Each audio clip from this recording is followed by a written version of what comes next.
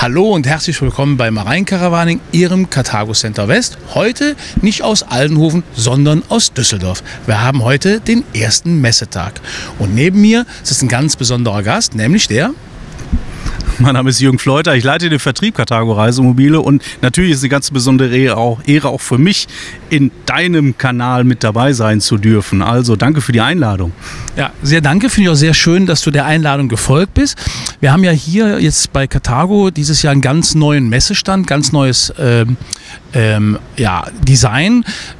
Auch eine andere Anordnung der Fahrzeuge und der Stand ist deutlich digitaler geworden. Das sieht man gleich, wenn man über den Stand hinweggeht. Wir haben mehrere Videowände hier und ich habe mir jetzt gedacht, wir setzen uns jetzt einfach mal hier vor diese Videowand und vielleicht erklärst du ganz kurz, was wir hier hinter uns auf der Videowand sehen. Das ist nämlich was ganz Besonderes. Da kommt man normalerweise so als Normalkunde, selbst ich als Händler, nicht so jederzeit rein.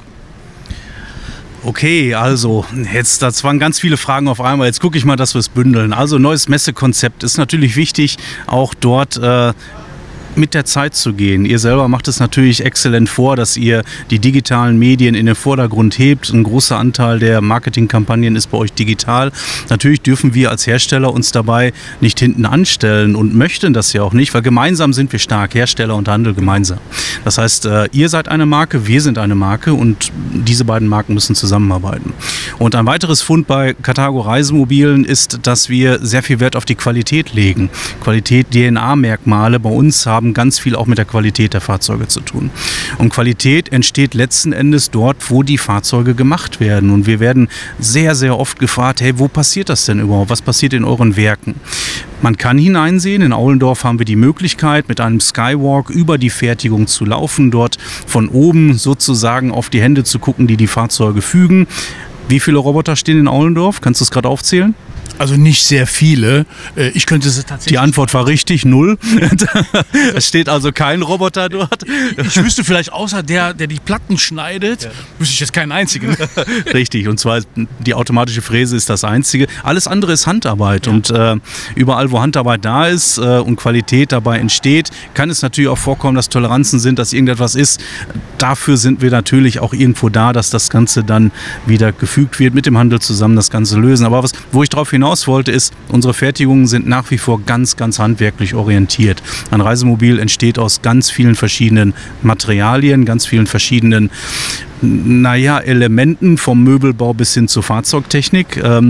Und das ist natürlich etwas, was den Kunden auch begeistert. Das stellen wir immer wieder fest, wenn Kunden in Aulendorf in der Fertigung waren, haben sie hinterher ein ganz anderes Bild von ihrem Reisemobil.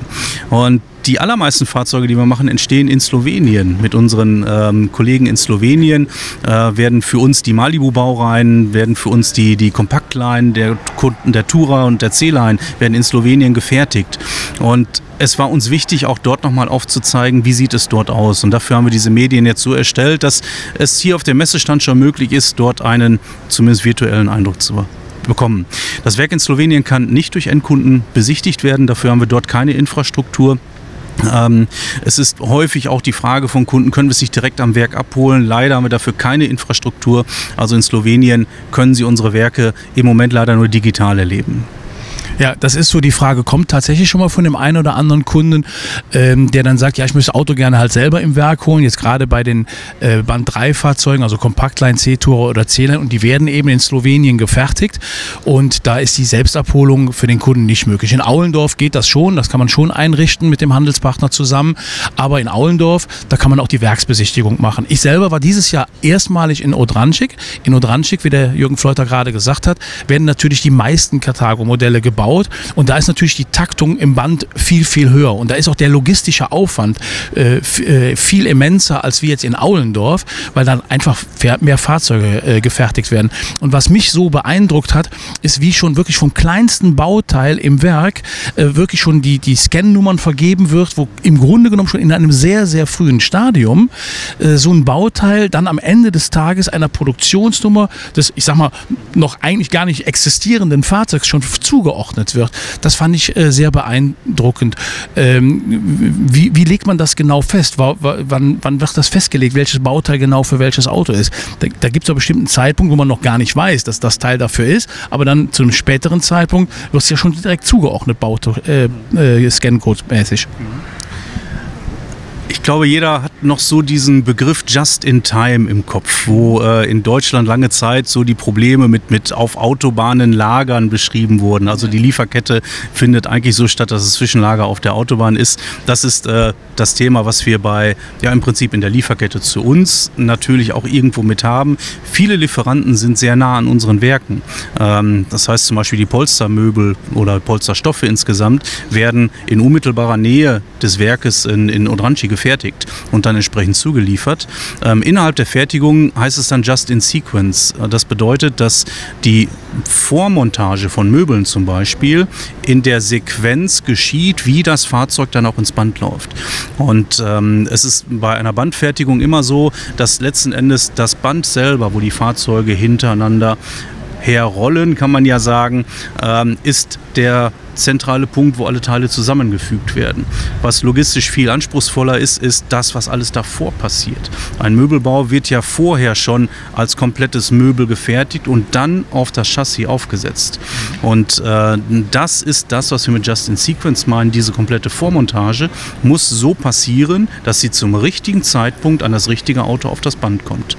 Und für diesen Zweck werden produktionslogistische Prozesse ausgelöst. Da ist viel IT mit im Hintergrund, dass eben genau die richtige Holzplatte zum richtigen Zeitpunkt auf die Fräse gelegt wird und dort ausgeschnitten wird, ausgefräst wird. Auch das müssen wir dazu sagen. Wenn Sie sich ein Carthago Reisemobil ansehen, werden Sie ganz viele Rundungen sehen an den Möbelteilen, an den Baldachinen. Viele Hersteller machen einfach eine gerade Kante. Das kann ich durch eine Säge schicken. Wir fräsen die Teile. Durch die Rundung entsteht hinterher eine ganz andere Optik in dem Fahrzeug. Das ist viel Aufwand, den wir aber gerne betreiben, damit das Reisemobil stimmig ist. Und was hat Holz auch noch? Es lebt und arbeitet 24 Stunden am Tag im Gegensatz zu uns, wenn du das meinst. Richtig, nein. Ich meine das Profil. Wir beide haben unterschiedliche Profile. Ach so, ja, das heißt, ein Holz hat eine Maserung. Das heißt, wir müssen bis dahin darauf aufpassen, dass zum Beispiel die Maserung des Holzes so ausgefräst wird, dass der Schrank hinterher nicht einmal so eine Quermaserung und einmal so eine senkrechte Maserung hat. Das heißt, bis dahin wird im Detail vorbereitet, wie liegt eine Holzplatte auf der Fräse, wie werden also die Teile dementsprechend gedreht, damit die Maserung des Schrankes zum Beispiel hinterher immer gleichmäßig verläuft. Wird kaum wahrgenommen hinterher, es würde nur wahrgenommen, wenn es falsch wäre. Richtig. Genau. Und das sind solche Details, die natürlich eine Vorfertigung, ich sag mal, spannend machen. Also da stecken viele kluge Köpfe dahinter, die das vorbereitet haben. Jetzt bauen wir ja bei Carthago die Fahrzeuge von innen nach außen. Das heißt, wie du schon gerade gesagt hast, die Möbel werden vorgefertigt und werden dann in das Fahrzeug eingesetzt. Das sieht man auch stellenweise hier in den Filmsequenzen. Und später werden dann Seitenwände und ganz zum Schluss halt Dach drauf gebaut. Welchen Vorteil hat das am Ende des Tages fürs Produkt? Oder für die Produktion? Jetzt bin ich Vertriebsleiter. Hier und da habe ich zugehört. Also von daher bitte nicht den Anspruch auf Vollständigkeit. Es ist für uns natürlich leichter, ich sage mal zum Beispiel ein komplettes Bad, einen Badraum auf das Fahrzeug aufzusetzen, wenn die Wand noch nicht drumherum ist, weil ansonsten müsste man alles durch die Tür reintragen. Potenzial für Beschädigungen und so weiter. Das heißt, ich denke ganz schlicht und einfach leichter, das Fahrzeug von unten nach oben aufzubauen, weil man den Platz hat und man dann alle Möbelteile möglichst groß als Modul vorbereiten kann und sie aufsetzen kann auf die Bodenplatte zum Beispiel.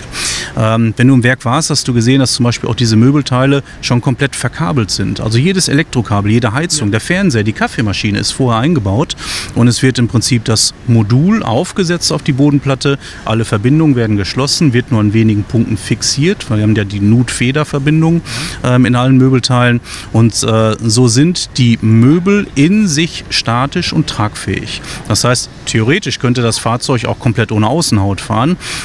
Sehen ein bisschen komisch aus, aber von der Stabilität her reicht das. Eine Cabrio-Variante könnten wir eigentlich mal drüber nachdenken. Vielleicht ist das Modell ja 25. Ja, noch nicht verraten. Ne? Und dann erst werden die Außenwände und das Dach entsprechend angesetzt, zum Beispiel in das Ringankerprofil unten eingesetzt. Dann kommt die Hochzeit mit der Bugmaske, Heckmaske. Ich denke, der wesentliche Vorteil ist dabei, dass wir mit großen Bauteilen viel einfacher fügen können, wenn wir es von innen nach außen aufbauen. Perfekt, das hört sich super interessant an. Am Ende des Tages, ich sag mal, für einen ganz normalen C-Line, durchschnittliche Bauzeit, von dem Augenblick an, ich sag jetzt mal, wo Triebkopf, also Chassis ins Band einläuft, bis das dann nachher letzte Design, also die Aufkleber drauf sind, das Auto nochmal gefinisht ist, die werden ja nochmal picobello sauber gemacht, bevor die verladen werden. Wie lange ist ungefähr die Bauzeit dann? Jetzt kommt wieder die Vertriebsleiteraussage. Eigentlich dauert es mir fast noch viel zu lange. Nein, da sind wir sehr, sehr schnell. Sobald wir das Chassis haben, dann sind wir sehr schnell. In der Tat, ich kann dir die Stunden nicht sagen. Also ich weiß es nicht auswendig. Es ist, glaube ich, sehr unterschiedlich von einem XL-Grundriss bis runter zum Kompaktline. Da sind viele unterschiedliche Schritte oder Komplexitäten anders. Ich kann dir leider die Stunden auswendig nicht sagen. Wir kalkulieren für unsere Fertigung in Summe auch dem Handel gegenüber, dass wir eine Durchlaufzeit von ungefähr 4 bis 6 Wochen in unseren Fertigungsprozessen benötigen. Dazu gehört aber zum Beispiel auch Alco. Dazu gehören innere Transportwege. Dazu gehört dann letzten Endes hinterher auch, dass das Fahrzeug dann irgendwann gewogen wird, die Dichtheitsprüfungen erfolgen. Das sind für uns immer in der Kalkulation ca. 4 bis 6 Wochen. In der Tat, die Arbeit genau an diesem einen Fahrzeug, die ist erheblich kürzer. Ich kann leider nicht sagen, wie viele Stunden genau. Okay. Ja, letzte Frage. Wir haben ja jetzt ganz neu hier auf der Messe mitgebracht, den C-Tourer 145 LERB. Ich finde ein mega gelungenes Fahrzeug. Da passt für mich wirklich alles. Hier kann man wirklich auch, beispielsweise wenn man in den Schrank hinten rechts hineinschaut, nochmal, da wird sichtbar, wie konsequent Carthago den Leichtbau bei dem Auto vorangetrieben hat, um ein richtiges 3,5 Tonnen Auto nochmal auf den Markt zu bringen.